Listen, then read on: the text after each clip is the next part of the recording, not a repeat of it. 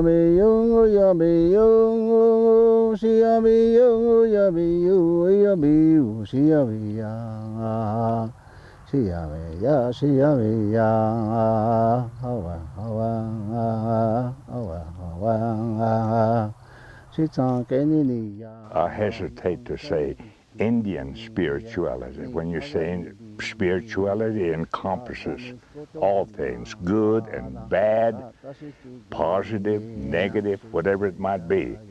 The Spirit embraces all things, and we walk the spiritual path. And it happened that we had knowledge of a supreme being long before the Bible or the churches came to us.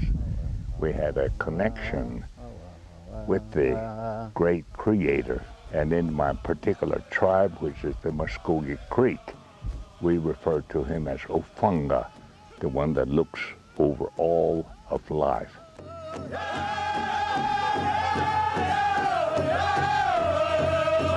Northeastern Siberia has long been a desolate land where hunters, fishermen, and gatherers have struggled to scratch out a living from their meager surroundings. Some 30 to 40,000 years ago, some Siberians decided to seek a more prosperous life, so they traversed the frozen Bering Strait into the Western Hemisphere. Those who stayed behind became the peoples of Mongolia, and those who immigrated became the first Native Americans. And one day he asked me, he said, "Say, Paris," he said, "what did your people call an elephant?" So I told him, "Wakanda Basnigi." God with a long nose. Then he said, "What do they call a lion?" Bata, he's called it. A hairy forefront. And he said, "What do you call a tiger?" Pusimutana, wildcat. Then he said, "What do you call monkey?" He stings you. So now he's the one that got me to thinking. He said, "You know that," he called him mammoth, the mastodon, I think another name he gave him. He said, that here a while back, he said they dug up his bones, found his bones somewhere, dug it up, and they said he'd been dead for 10,000 years. When he died, it had been 10,000 years ago that he died. So if you got named for him, he said, you must have been here. If you guys called him, God was long-nosed, and he must have been alive 10,000 years before that, before he got extinct. So you must have been here at least 20,000 years. And that kind of opened up something in my mind. It's really interesting about what's in there. Like others living far to the north, the pre-Mongoloid peoples had adapted well to their frigid, barren environment. Along with others from North Asia and North Europe, they had developed what scholars have called a circumpolar culture. These circumpolar cultures shared religious beliefs that satisfied the spiritual needs associated with their harsh existence. Theirs was a miraculous world of supernatural spirits who controlled a threatening natural reality. Unlike most European religions, circumpolar religion was an experienced reality beyond the normal senses, with its own rituals and narrative myths. After the ancient Siberian peoples crossed the Alaskan Bridge, they then spread south and east along the ice-free corridors over many thousands of years. We don't know much detail about the order in which they migrated, but they do seem to have traveled in at least 3 great waves. The first wave consisted of peoples known to linguists as the Amerindians, a term that describes both the people and their language. Most American natives belong to this group, which traveled to the southern tip of South America by about 9,000 BCE.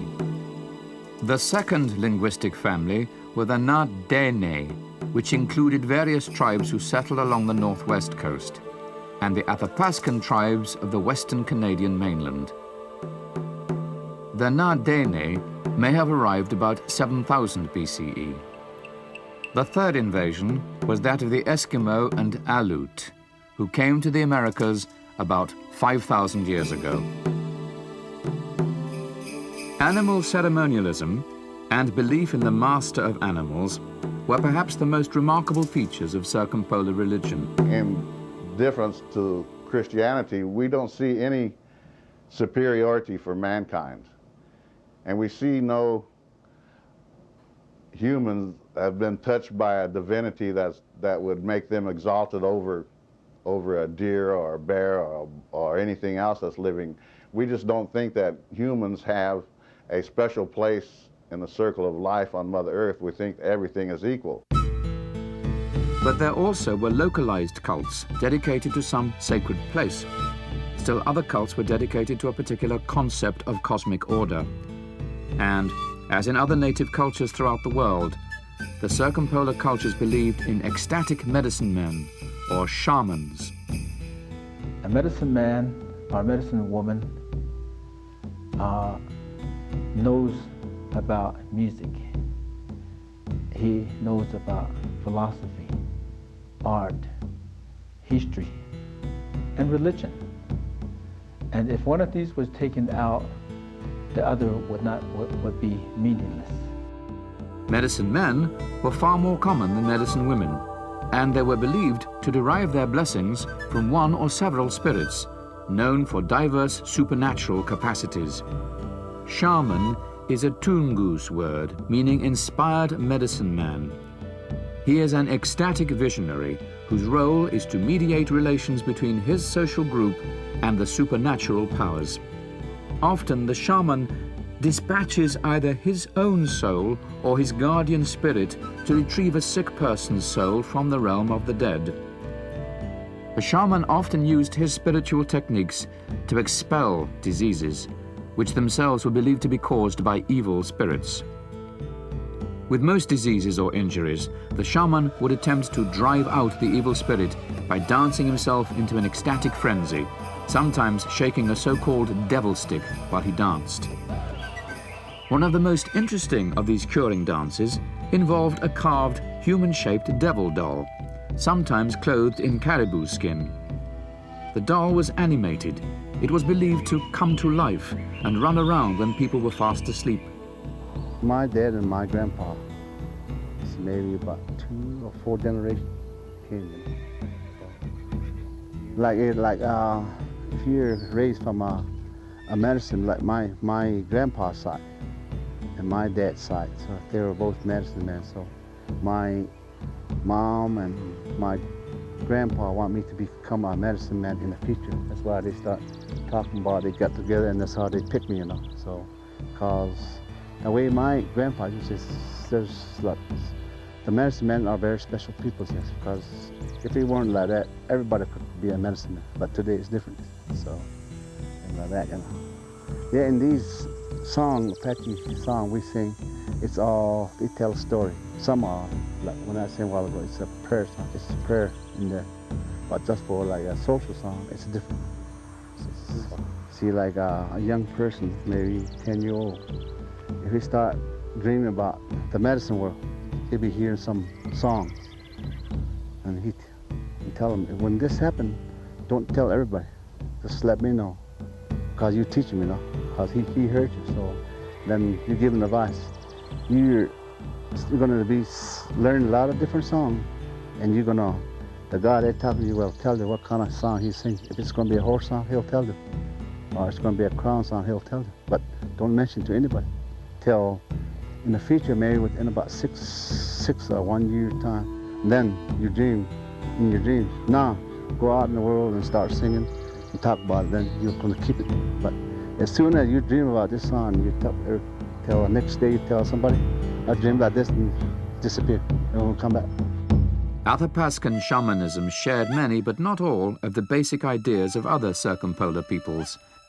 The Tenaina, for instance, believed in a highest god who lived in the North Star and traveled around the sky.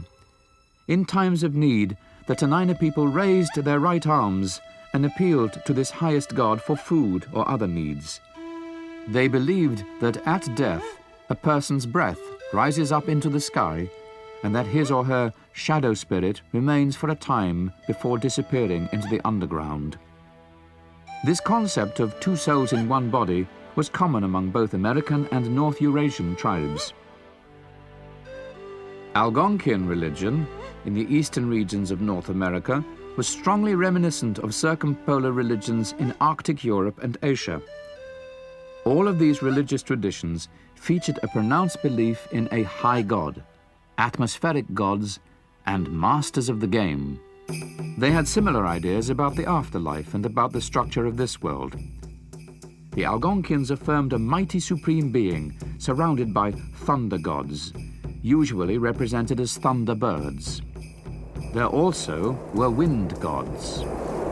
The Algonquians had a cult of the Earth Mother, and they had clear conceptions of their journey to the land of the dead. Totemism appeared in America in virtually every large tribal group that was divided into subdivisions or clans. Each clan had its own animal design or guardian, such as a deer. The Ojibwe believed that a clan animal also could be a person's guardian spirit, whom he had achieved in a dream or vision. Thus, the clan animal would reveal the whereabouts of game. The master of life who supervised man and his actions was known to the Ojibwe as Kichi Manitou, which means great Manitou or great spirit. The word Manitou stands for everything that is supernatural or spiritual. The Cree, another Algonquian tribe, called the high god simply Manitou. At times he also was identified with the master of the game, the caribou spirit. Like many other Native American tribes, the Ojibwe worshipped the Earth Mother. She was thought to reside in trees, shrubs, and stones. She was an important spiritual force and received tobacco pouch offerings. Mother Earth's power to heal and to grow vegetation was recognized everywhere in America.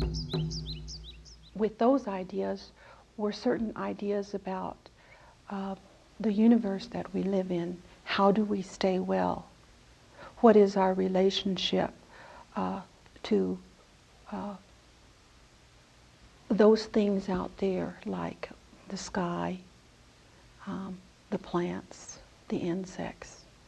And there were very specific teachings that are still existent today. And they're still useful to us. They still can guide us. And those ideas were connected to ideas of staying well. And ideas of staying well were connected to ideas of behavior, things that we ought to do for ourselves to maintain physical health or mental health. And so those ideas were connected to ideas of ceremonial life or rituals. So it was all connected like that. the Midewewin erected ceremonial lodges that were intended to symbolically replicate the universe. Among their most important ritual ceremonies were initiation rites, which candidates had to pass in order to attain competence as medicine men and women. They learned the lore of the tribe by studying botany, creation myths, ceremonial requirements, and so on. After this course of study, the candidate submitted to a death and revival ritual. A priest would figuratively shoot a white clamshell into the candidate's body by touching him with a medicine bundle. The candidate would feign death, and in this state he would have a vision that was believed to give him power and a sacred song. This is the songs for a prayer. If you travel anywhere, the Lord will be bless you and He protect you wherever you go. The early Ojibwe and their Algonquian neighbors believed in life after death. The deceased can reach the afterlife by following a path to a river and walking across the river on a slippery log. In time, as Christianity influenced their ideas, the Native Americans came to believe in not only a blissful paradise for the good, but also a hell for the bad. Many Native American religious beliefs and practices originated in the hunting cultures of circumpolar Asia, but Asia's circumpolar fishing cultures also shaped life in the New World, especially along the coast of the northern Pacific. We can see the influence of circumpolar fishing cultures most clearly in the specialized Arctic culture of the Eskimo and also in the native cultures along the northwest Pacific coast. Eskimo culture developed as a response to conditions in the cold north. Long-distance transportation was usually by kayak and umiyak, a large open boat used by women. Eskimos hunted with harpoons and lived in igloos. Their religion is often gloomy. It mirrors the devastating natural power of the Arctic, where the environment is tricky, capricious, overwhelming, and often dangerous. Yet neither nature nor religion could diminish the Eskimos' cheerful outlook. When Eskimo fishermen committed crimes against the animals or violated other taboos, the sea animals were believed to become unclean, to feel pain and to disappear. By extension, the goddess Sedna, for whom the sea creatures were said to be her fingers, was believed to also grow unclean and feel pain. With the food supply disappearing, the Eskimo would be threatened by starvation. So their shaman would send his soul down to the bottom of the sea to comb the dirt from Sedna's hair. Indeed, many circumpolar peoples clearly distinguished between land animals and sea animals, and they also distinguished between the supernatural beings who guarded them. In Alaska, the whale was considered to be a sacred being, and this huge sea mammal was revered by its own cult. Whale hunters had to experience a whale vision in which they received songs to sing during their hunting expeditions. Traveling east from America's northwest coast, one soon reaches the Great Plateau on the western side of the Rocky Mountain Range. Here the fishing culture merged with both hunting and seed collecting cultures. In this combined culture, two interesting rituals took place.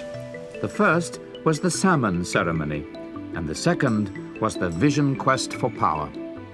This was a puberty rite typically undertaken by young boys in order to begin their communications with the spirit world. Sometimes vision quest rituals could continue for years. An especially intense version might include visions induced by fasting, prayer, and other means. These and similar rituals continued until the young boy dreamed of some animal or bird. The animal or bird thus became assigned to him as his guardian spirit, to whom he could pray. The boy would then paint his face with designs to symbolize the guardian spirit as seen in the dream. A part of the skin from the species of the guardian spirit was kept in a bag, made from another guardian spirit animal. A vision quest is not, the spirit has already been there. They're just made aware of it. On the vision quest, they are aware that there are certain forces that are around.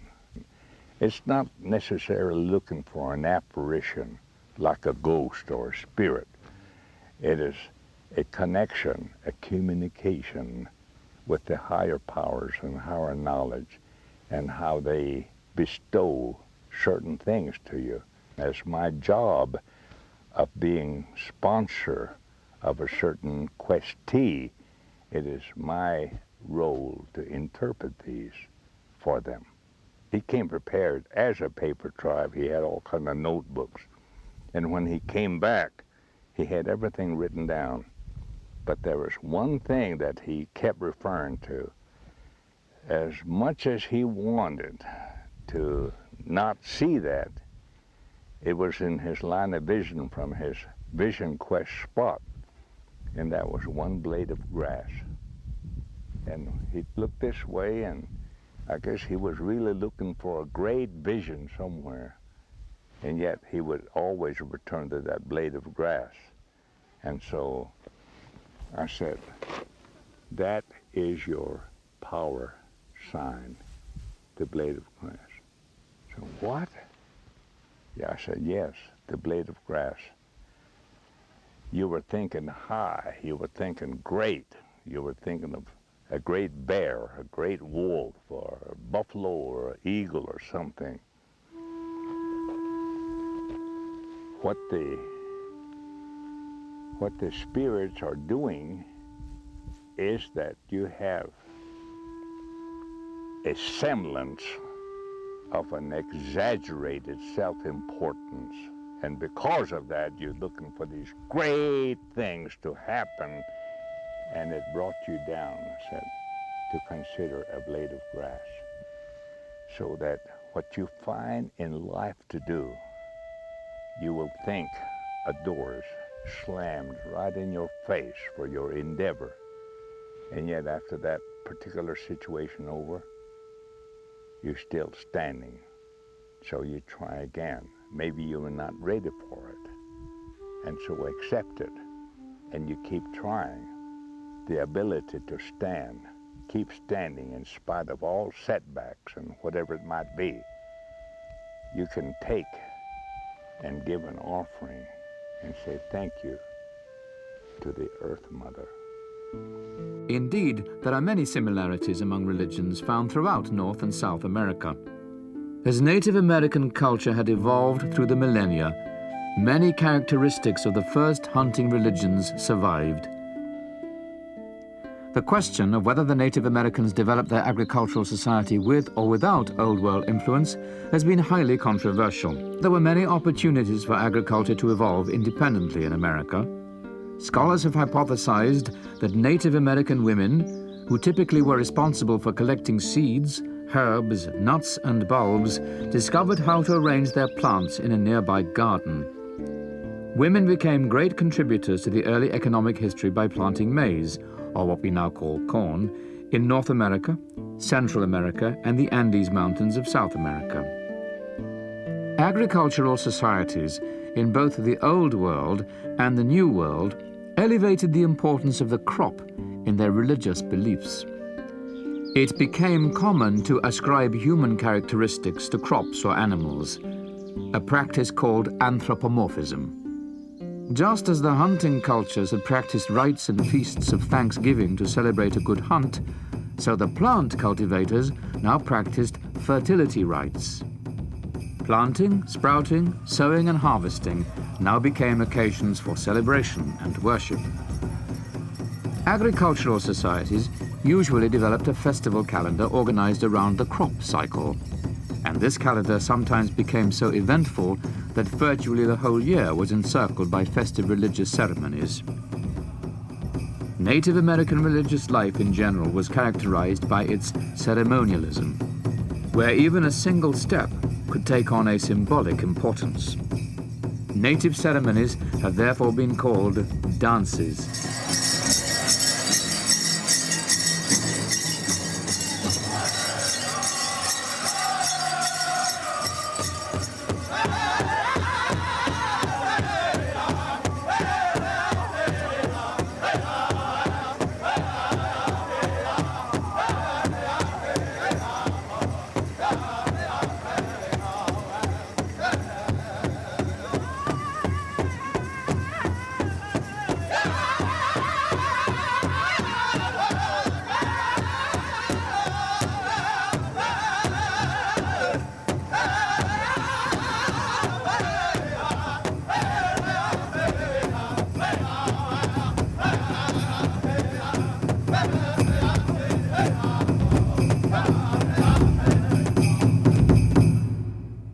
North American natives known as the Iroquois were a confederacy of the leading tribes in the northeast portions of North America.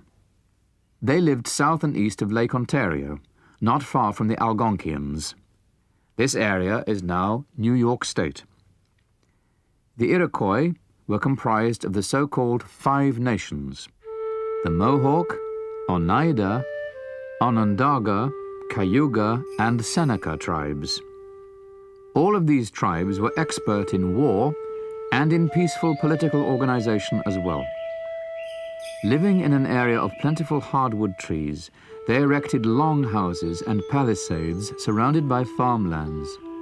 The men fished, caught birds, and killed deer. Women cleared the land, then planted and harvested maize, beans, and squash.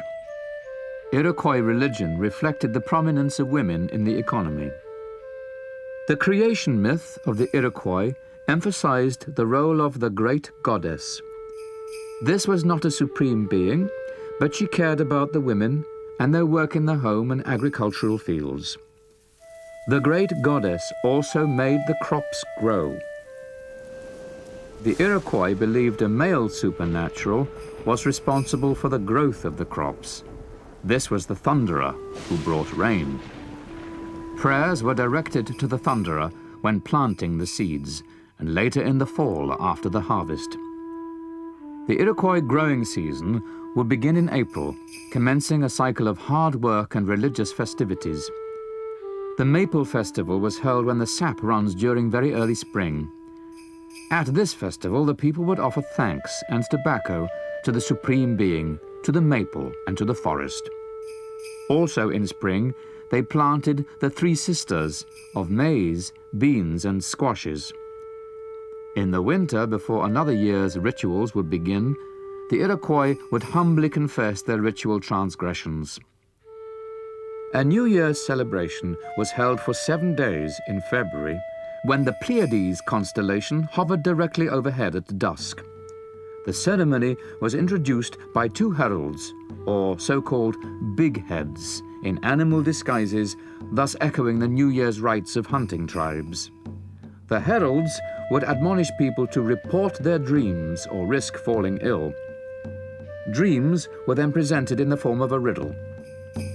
Others in the tribe would have to guess the dreams, and a correct answer caused great joy among the people. The Iroquois tribes used the New Year festival to extinguish old fires and light new ones. Though the Iroquois were primarily an agricultural society, they had a number of spirits who were closely connected with hunting and with the expansive woodlands that surrounded them. Many of them were seen in visions. Unseen little people in the woodlands were believed to watch over the Iroquois, and with their tiny bows and arrows, they were thought to take any game they desired. The Iroquois also believed in another group of woodland spirits called the False Faces, who had contorted faces with no bodies. These spirits were so frightening that anyone looking upon them became paralyzed and even risked death. The Iroquois False Face Society was composed of people who had dreamed of the false faces while they were ill. The society cured them by sprinkling hot ashes over their bodies. After recovery, the patient joined the society, occasionally donning a wooden mask to portray a particular false face spirit. We can see a gradual development from the date of the earliest cultivation of pumpkins in about 7000 BCE to the cultivation of maize beginning sometime between 5000 and 2500 BCE. The Mesoamerican cultural tradition then gradually developed, and the first advanced culture, or high culture, formed in about 2000 BCE. Villages now began to be assimilated into larger territorial units. Capital cities emerged. Ceremonial centers sprang up. First, they were flat-topped pyramids, then pyramids capped with temples and palaces. Symbolic clay figurines represented fertility goddesses and rain gods. A feathered serpent god showed up in works of art. We might call this era the pre-classic period, and it occurred from 1000 BCE to 200 CE. Offshoots from this pre-classic stage of Mesoamerican development can be seen in the Pueblo cultures of the Southwest and in the cultures of the Mississippi Valley. Next came the classic Mesoamerican era, which lasted from 200 CE to 900 CE. The Maya religion in what is now southern Mexico and Guatemala was a prime example of a classic Mesoamerican culture. A very powerful Mayan divinity was the destructive god of death. This god was depicted with a skull as his face and his skeleton protruding from his rotten body. With his band of demons, the god of death resided in the 9th or lowest underworld. This was a realm of hunger, cold and sorrow, where bad people went after death. Good people, on the other hand, assembled in a heavenly paradise. Among them were warriors who'd fallen in battle, women who died in childbirth, and those who had committed suicide. Many sick Mayans took their own lives so that they might go to this wonderful land. The cult rested entirely in the hands of the priests. Their offerings included animals, vegetables, flowers, and feathers from the beautiful Quetzal bird. When wars began to afflict the Mayan nation, human beings came to be sacrificed as well. In about 1325 CE, the Aztec Kingdom was established in the Valley of Mexico, and this marked the beginning of the post-classic period. The Aztec priests acknowledged a kind of high god, but the popular gods included no supreme being. The supreme being thus remained a vague entity, and a number of popular deities vied for the role. One potential supreme being was the tribal god Huitzilopochtli, who was believed to have protected the people during their invasion of what is now Mexico City. Huitzilopochtli appeared in visions as an eagle fighting a snake, a widely cherished mythological theme that symbolized the dualism between the powers above and the powers below. Huitzilopochtli was also a sun god and the god of the warriors, but there were other sun gods as well. When the Aztecs conquered the central Mexican plateau, they appropriated the area's gods, including Quetzalcoatl, a god with a shroud of colorful Quetzal bird feathers. Quetzalcoatl served as a culture hero, royal ancestor, and god of the priests. Like other gods, he was believed to be connected with the star world. He was Venus, the evening star who reappeared as the morning star. Most of the Aztecs' indigenous gods were fertility gods. The Great Mother Earth was the mother of gods and of human beings. She was partly represented as a snake, and she devoured any dirt caused by human sins that had been confessed to her. There also was Tlaloc, the foremost god of agriculture and the rain god responsible for gathering the clouds. During droughts, the Aztec people would sacrifice children to appease him. One Aztec god of vegetation was called Our Flayed Lord. His body was said to be covered with the skin of a sacrificed person, representing the new covering of vegetation in the spring. To the Spanish conquistadors, the Aztec priests were dirty, repulsive individuals who smelled like the dried sacrificial blood that smeared their bodies. Their ears were pierced here and there from the bloodlettings they made as offerings to the gods.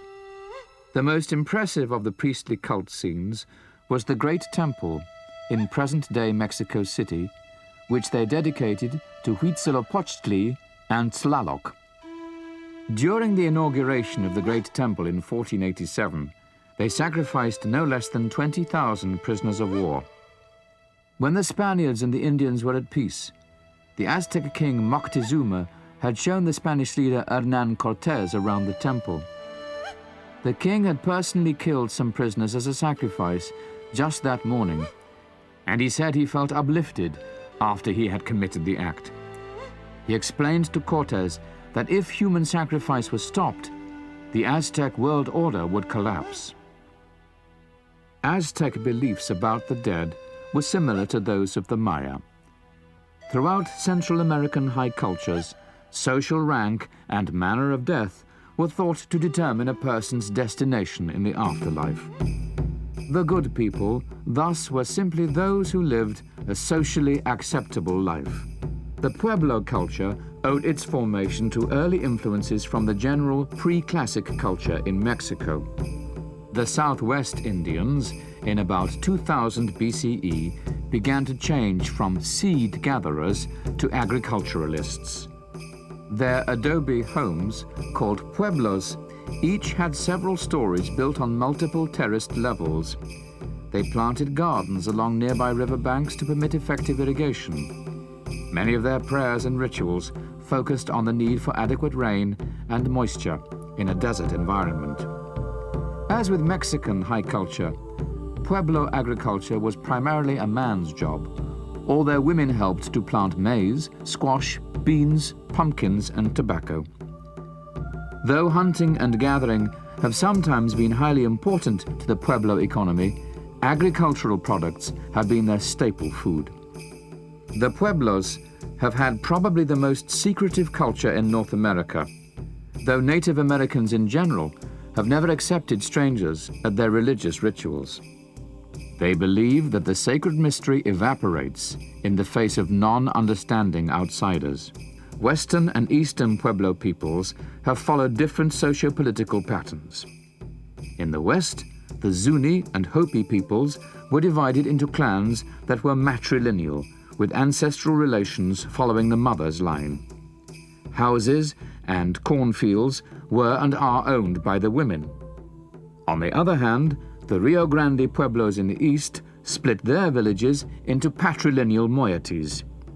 These tribes were thus split into roughly equal parts, each tracing descent through the father.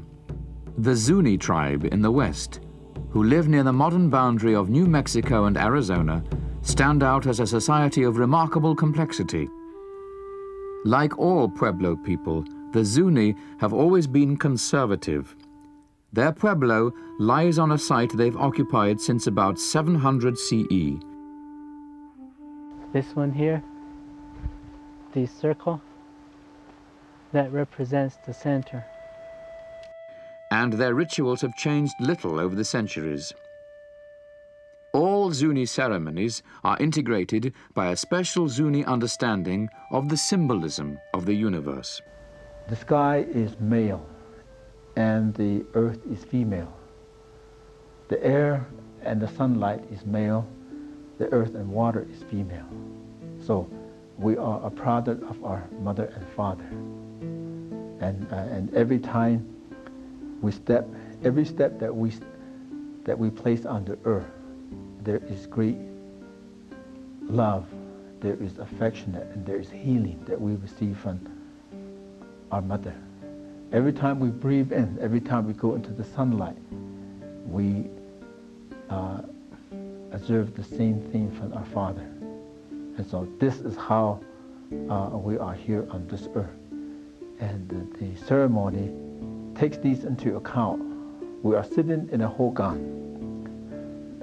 The floor at the hogan is dirt or soil. When we sit in a hogan and have a ceremony done, we touch the earth. Why? Because that's our mother. There is healing power in our mother. There is great affection and love. We need that. And every time we breathe in, we breathe the same thing in from our father. And so, and the other universe, the energy, the force, is within this very ceremony. So we are put back into perspective by our mother and our father, and we are healed. And when we are healed, it restored our courage, our confidence, and this is our belief. And so this is what we mean in the Native American, that we live in harmony with nature. Before about 1700 CE, several corn farming villages on the western plains combined farming with limited hunting. Among them was the Pawnee tribe in what is now Nebraska. Pawnee culture was rather peculiar, drawing its traditions from both the east and the southwest.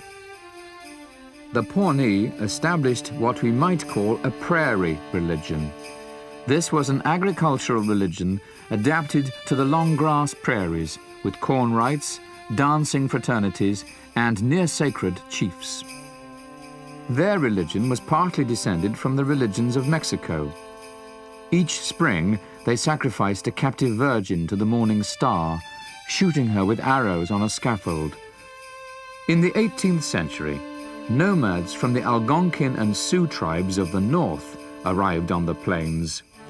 They had been driven from their traditional hunting grounds by the expansion of the European colonial settlers. The cultural accessories of the Algonquians and Sioux included the teepee. They also had acquired the horse and the gun from the white man. Now these new immigrants fought and traded with the more settled tribes like the Pawnee. The fusion of these cultures produced the colorful plains culture, and it dominated the western regions of North America for a little more than 100 years, between about 1750 and 1880. It was the last of the great independent Native American cultures. In midsummer of 1832, the famous painter George Catlin vividly experienced scenes from a so-called medicine lodge among the Mandan people, a branch of the Sioux tribes. According to Catlin, the Mandan ceremony had 3 acts. First, there was a ritual celebrating the disappearance of the Great Flood, which the Mandan believed to be the beginning of human existence. Second, a bull dance was aimed at providing buffalo for the future. And third, male youths of the tribe were invited to become men and warriors. Catlin described how Mandan adolescents were hardened through torture on the 4th and last day of the rite, when candidates were already weakened from lack of food, drink, and sleep. In the 4 days of the sundowns, we have been taught that you are there to sacrifice yourself to gain the understanding of this circle of life. And so we stand there for 4 days and we sacrifice the only thing that is meaningful to us, and that's some of our blood, some of our sweat, and the fact that we deprive ourselves of the worldly pleasures during those 8 days. So we don't consider it torture. Torture is what you do to an enemy. Now, near the turn of the 21st century, the sun dance is still practiced by the Plains Indians on the reservations. They endure 3 to 4 days of fasting. They dance, pray, and receive blessings from the tribe's medicine man. Native American religious practice has changed greatly with modern times.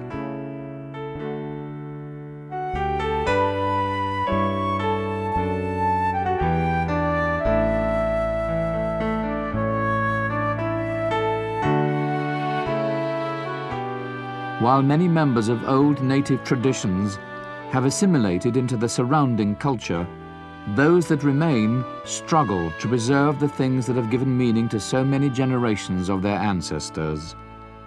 As with modern religious life in general, how far they will succeed remains to be seen.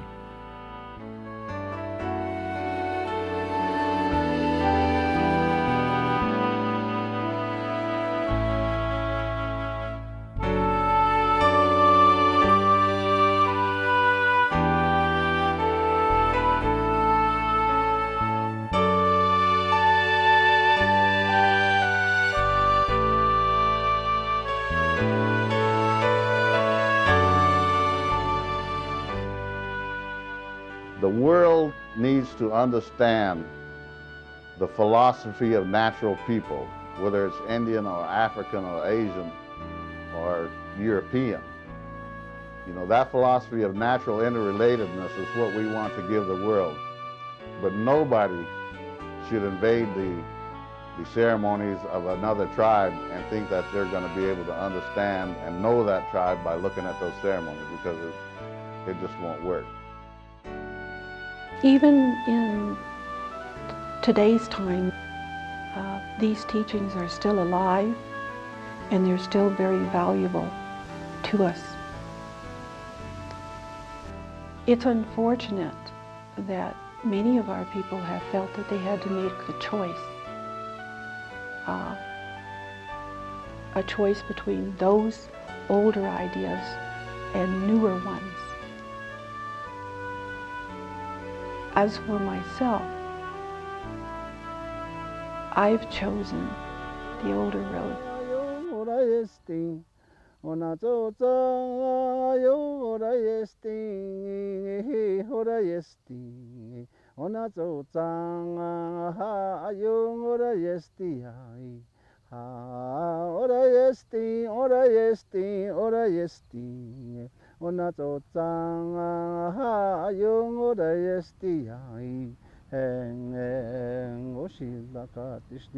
Nijitong dizaji yajitong dizaji isasero sai hanti iskin pito tlijilati chol di kego hanatsiho ayilala kego san sankela onato tsanga yo ora esti onato tsanga yo ora esti